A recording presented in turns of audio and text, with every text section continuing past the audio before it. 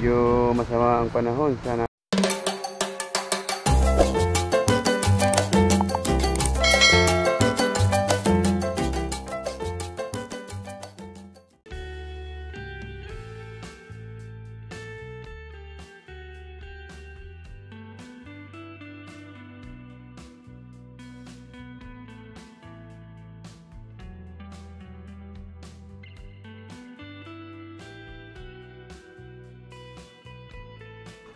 magandang araw mga kaibigan at ngayon po ay andito tayo sa aking maliit na sagingan at sa tagal ng panahon at hindi po ako nakapag-update dito at mga kaibigan, katatapos ko lang magdiliping at saka ito nilinis ko na rin yung nakapag-grass cutter na rin ako.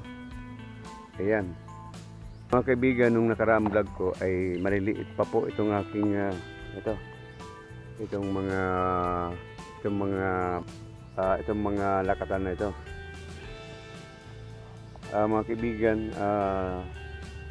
dati meron ako mga na-upload dito ay maliliit pa po itong aking saging na lakatan. Ayan, at ito naman yung mga nandyan, itong mga ganito ay mga habol na lang ito.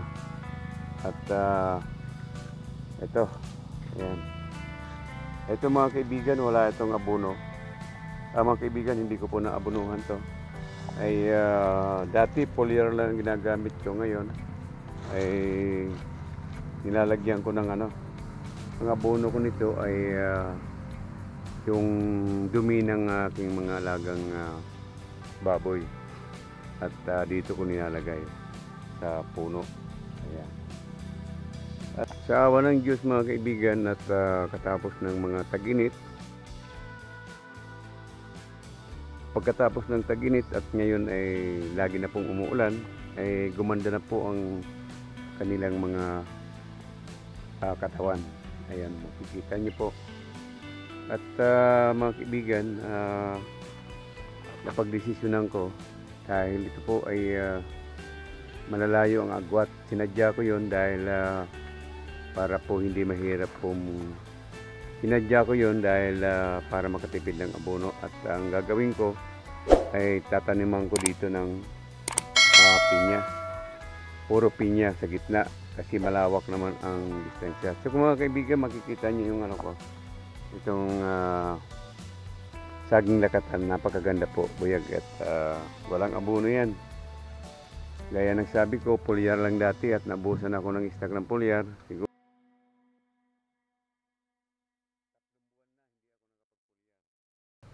ayan, at sinubukan ko na dumi ng mga alaga kong baboy ang nalagay ko dito at saka manok. Ganun na po, maganda. Ganun na po siya kalalaki.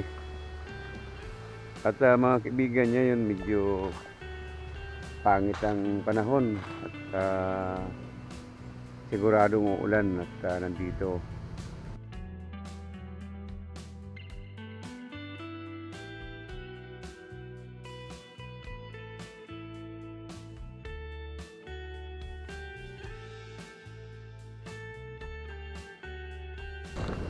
nandun yung misis ko ay nag-a-upload din. Ayan, matataas na, ilang buwan lang at mamumunga na.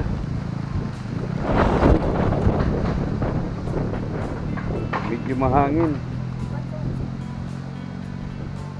Ayan, at mga kaibigan, ayan, meron na po akong mga tanim na pinya. Ayan, tinanggal ko at inayos ko na. At ganun ang gagawin ko.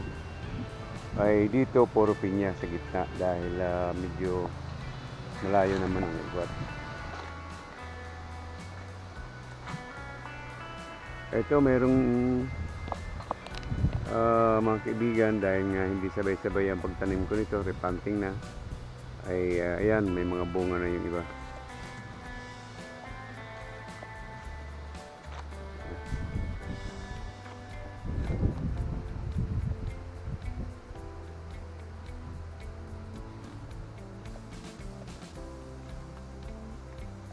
Ito mga kaibigan at bagong tanim. Ayan, mga bagong tanim. At ganun talaga mga kaibigan. Siya nga pala mga kaibigan, kanya-kanya lang pong diskarte. At siyempre ako lang po ang nagme-maintenance nito ng aking maliit na sagingan. Ay sinadya ko talaga na bali 2 meter ang agwat. Siguro mahigit pa para kako hindi magpapang abot tsaka hindi masyadong maano sa abono. Dahil ang kalaban namin dito ay hangin, lalo na pagdating po ng October, November hanggang December ay mayroong mga masamang panahon. Kaya napagdesisyonan ko mga kaibigan na pinya naman ang ilalagay ko dito sa gitna. At least ay mayroon tayong saging at mayroon din tayong mga pinya. Mga kaibigan, iyon po ay diskarte ko lang at wala akong ginagaya na pagtatanim, ay diskarte ko lang po at para meron tayong anihin sa bandang huli.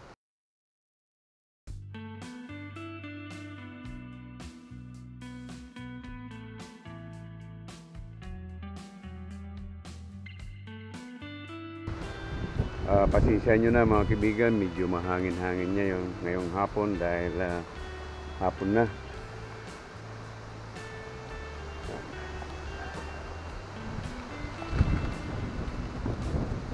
Maganda talaga tingnan pag malinis ang ating mga saging.